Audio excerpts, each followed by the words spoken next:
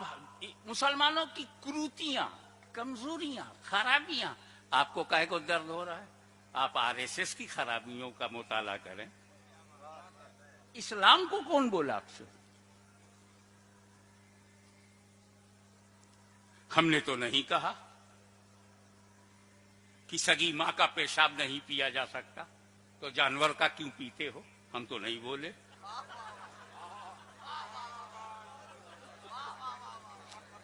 जिस मां के पेट से हमने जन्म लिया उसका मूत्र तो हम पीते नहीं। 2 टांग वाली अम्मा का हम पीते नहीं, और 4 टांग वाली अम्मा का हम क्यों पिए? तुम पीते हो, हम कुछ बोले नहीं।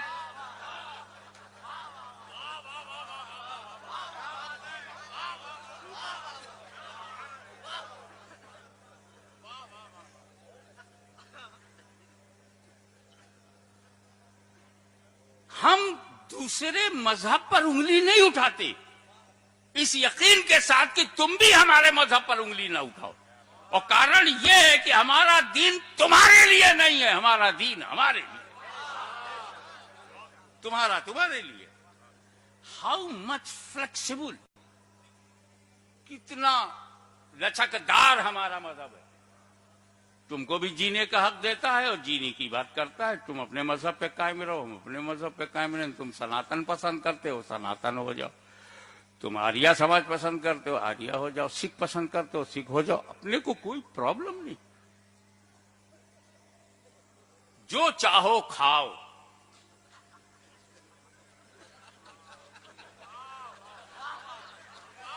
हमने तो कभी नहीं कहा कि इस्लाम में सूअर बहुत गंदा जानवर है, हम बर्दाश्त नहीं करेंगे कि इसको मार्केट में बेचा जाए। तुम बेचते हो, पालते हो, खाते हो, हम तो चुप हैं। हम कुछ खाते हैं तो तहकीक करते हो, होटल में घुसकर बोटियां चुनते हो। हमारी रोटी बोटी चेक की जाती है, इतना बड़ा सूअर हजम हो जाता है, कोई तहकीक नहीं होती। हम जानते हैं सूअर हमारे धर्म में गंदा है, गंदा है, कोई खाए खाए, हम टांग नहीं लड़ाते। कोर्ट के अंदर गवाह जिंदा होना चाहिए, मुर्दों की गवाही नहीं है, बेजान की गवाही नहीं होती। इसीलिए पेड़ पौधे गवाह नहीं बनते। पानी है, हवा है, आग है, कोर्ट में आदमी चाहिए, जिंदा हो, मौजूद हो, आंख से देखा हो और बोल सकता हो या लिख सकता हो। पूरी दुनिया का सिस्टम है कि गवाह का जिंदा होना जरूरी है, तब कोर्ट फैसला सुनाएगी। लेकिन तुम अपना विवाह 7 फेरा अग्नि को साक्षी बना के करते हो। क्या आग साक्षी बनेगी? क्या आग गवाही देगी? फिर भी हमने कभी नहीं कहा कि इसको बदल दो और सच्चे गवाहों को लाया करो। तुम्हारी आस्था से जुड़ा हुआ जो मसला है वो हमने तुम पे छोड़ा, तो हमारी आस्था से जुड़ा हुआ जो मसला है वो हम पे छोड़ो। वरना दुनिया में मुसलमान जीने के लिए नहीं है। शरीयत में हाथ डालोगे तो मरेगा हिंद में, पहुंचेगा मदीने में।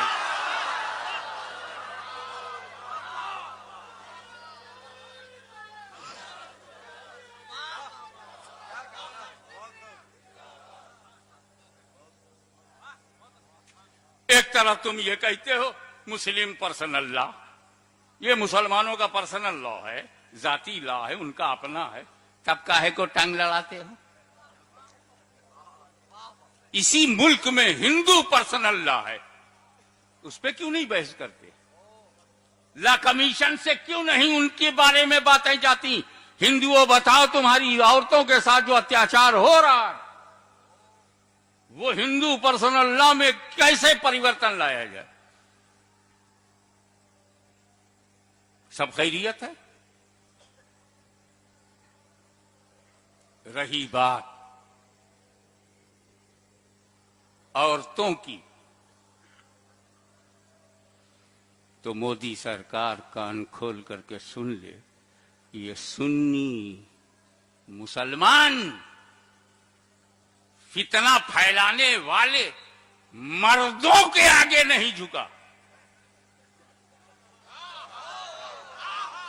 वो मर्द चाहे नजद का हो, चाहे सहारनपुर का हो, चाहे देवबंद का हो, चाहे नदवे का हो। अरे जब हम मर्दों से पंगा ले लेते हैं तो औरतें किस खेत की मूली है।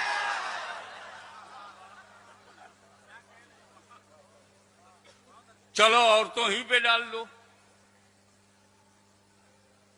औरतें अगर ये कहें कि मोदी जी रिजाइन करें,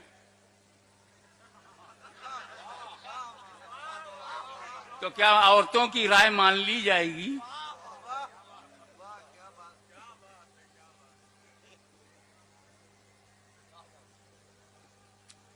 मैं चैलेंज करता हूं, सच्चाई का दूध पिया है तो कबूल कर। गुजरात में 50 लाख औरतों से मैं ये लिखवा सकता हूं, भिजवा सकता हूं कि मोदी साहब इस्तीफा दे दें। तुम कुर्सी नहीं छोड़ सकते तो हम भी शरीयत नहीं छोड़ सकते। उन औरतों को किस चीज से तकलीफ है? 3 तलाक से तकलीफ है या तिलाक से तकलीफ है? क्या 3 को 5 कर दिया जाए तो खुश हो जाएंगे? 24 कर दूं? प्रॉब्लम गिनती से नहीं है, समस्या गिनती से नहीं। 1 तिलाक, 2 तिलाक, 3 तिलाक, समस्या तिलाक से। तो हिम्मत हो तो पार्लियामेंट में प्रस्ताव लाओ कि भारत की धरती पर कोई किसी को अपनी बीवी को तिलाक नहीं दे सकता। जिस बीवी से कोई मतलब नहीं उसको तो तिलाक दे नहीं पाए।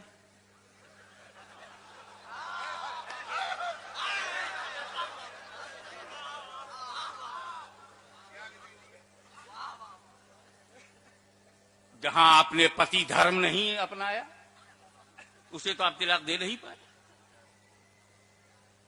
तिलाक दुनिया के हर मुल्क में, तिलाक तमाम ह्यूमन सोसाइटी में तरीके अलग अलग हैं और तकलीफ तिलाकी से होगी, गिनती से नहीं। ऐसा तो है ही नहीं। 3 तलाक, 3 तलाक, हमें 3 को किनारे करो, 13 कर दो। जिसको छोड़ना होगा वो 13 दे देगा। 25 बार में तिलाक होगी, जिसको छोड़ना होगा वो गिन के तलाक तलाक तलाक तलाक तलाक तलाक 25। 25 हो गया। मोदी जी की मंशा पूरी कर दी। अबे गिनती में कहां समस्या का समाधान है? समस्या जन्म लेती है तिलाक से। कानून बनाओ कि सही तिलाक दिया जाए।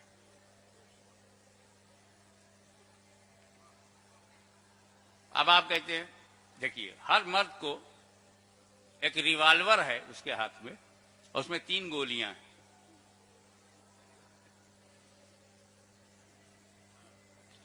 अब गोली उसने तीनों चला दी, ठाए ठाए ठाए। वो कब्रिस्तान जाएगा कि नहीं?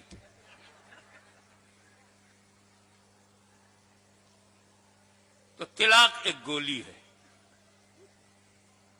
दूसरी गोली भी है, तीसरी है, फिनिश, पोस्टमार्टम के लायक नहीं। गोली चल गई। आजकल तिलाक लोग गुस्से में देते हैं, इसलिए उसकी वैल्यू नहीं होना। बैगा कब प्यार और मोहब्बत से तिलाक दिया जाता है कि शौहर ने बड़ी मोहब्बत से बीवी को तिलाक दिया। गुस्से में दिया हुआ तिलाक है, गुस्से में। अच्छा, तो यही कानून बना दो, जो हरकत गुस्से में की जाएगी उसकी कोई सजा नहीं।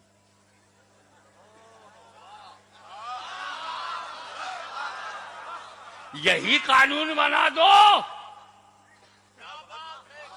कि गुस्से में जो काम किया जाएगा उसकी कोई सजा नहीं, फिर तो कोई दिखाई नहीं पड़ेगा।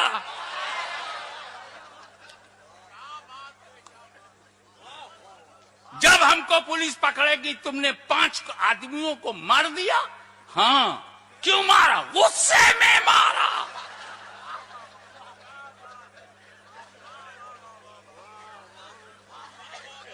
कानून में गुस्से की वैल्यू नहीं तो शरीयत में भी गुस्से की वैल्यू नहीं।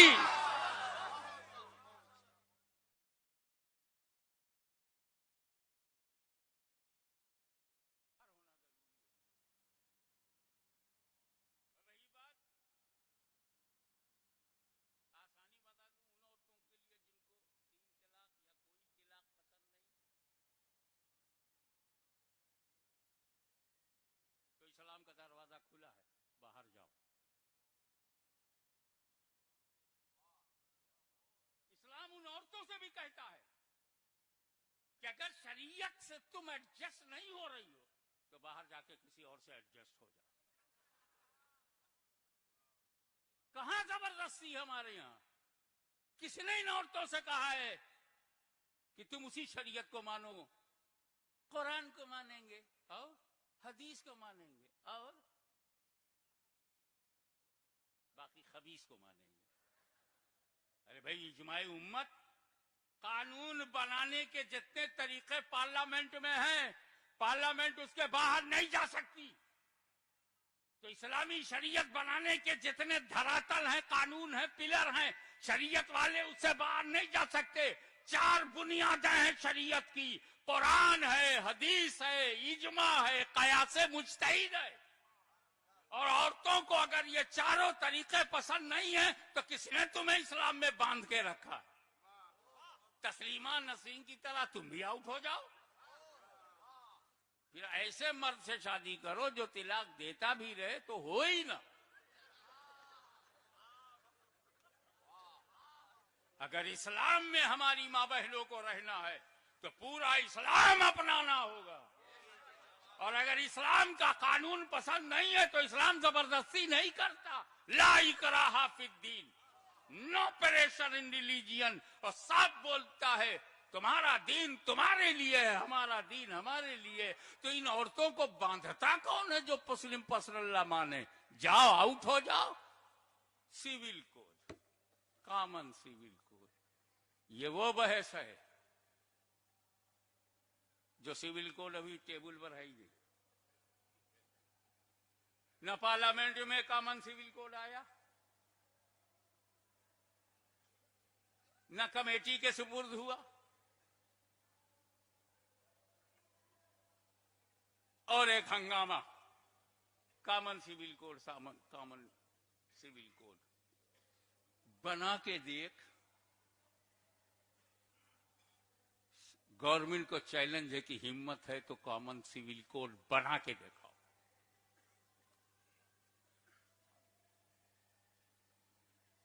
करोड़ों हिंदू तुम्हारे खिलाफ खड़े हो जाएंगे, वो भी अपना धर्म छोड़ने को तैयार नहीं। करोड़ों सिख, ईसाई, मुस्लिम कैसे बना पाओगे? और आखिरी बात, चलते चलते, तुमने तो वादा किया था मैनिफेस्टो में, गरीबी घटाओगे, महंगाई मिटाओगे, करोड़ों नौकरियां दिलवाओगे, राम मंदिर बनाओगे, और पब्लिक से बड़े खुल के कहा था 56 इंच का सीना दिखा के अच्छे दिन आएंगे। बाहर में, बैंकों में, मुल्कों में जो काला धन है उसको हम वापस लाएंगे। और इतना लंबा वो धन है, इतना ज्यादा है कि हर भारतीय के अकाउंट में 15 लाख आएगा। इलेक्शन में कहा कुछ, वादा कुछ, अबे पर्सनल अल्लाह के बारे में तो तू बोला ही नहीं था। कॉमन सिविल कोड का जिक्र ही नहीं है पूरी तकरीर में। सबका साथ सबका विकास, सबका साथ सबका विकास, और मुसलमानों को लड़ा रहे हो ये सबका साथ। तो जो वादे उसने किए चूंकि वो पूरे नहीं करने हैं, तो आपकी तवज्जो को हटाने के लिए मुस्लिम पर्सनल लॉ का शोषा छोड़ा गया। तो उन बेवकूफों से कह दो हम मुद्दे से भटकने वाले नहीं हैं, तुम्हारा हिसाब बुलेट पर नहीं होगा, बैलेट पे होगा। तुम क्या समझते हो हम झांसे में आ जाएंगे? Divide and rule. अल्लाह का लाख लाख शुक्र है कि हमारे सरों पर चिश्तियत का साहिबान है, हमारा सरपरस्त ख्वाजा ख्वाजगान है, हम पर अल्लाह मेहरबान है। कभी तो गवर्नमेंट परेशान है।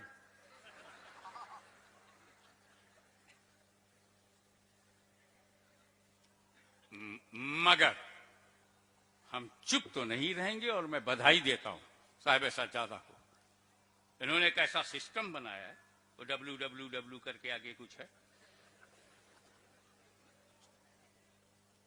आप जाएंगे उसमें आएगा प्रोटेस्ट, आप उसे दबा देंगे, सीधे मोदी साहब के कारखाने में पहुंच जाएगा। एक साहब सुप्रीम कोर्ट में गए हैं मुस्लिम पर्सनल लॉ के बारे में फैसला लेने के लिए, ठीक है जाएं। ये लॉ कमीशन को किसने हक दे दिया कि मजहबी मामलात में दखल दे? लॉ कमीशन न कोई कोर्ट है, न कोई अदालत है, न कचहरी है। Law commission government of India का अपना डिपार्टमेंट है। इनकी हिम्मत है एक कमीशन भेज दे मोदी साहब की ससुराल भी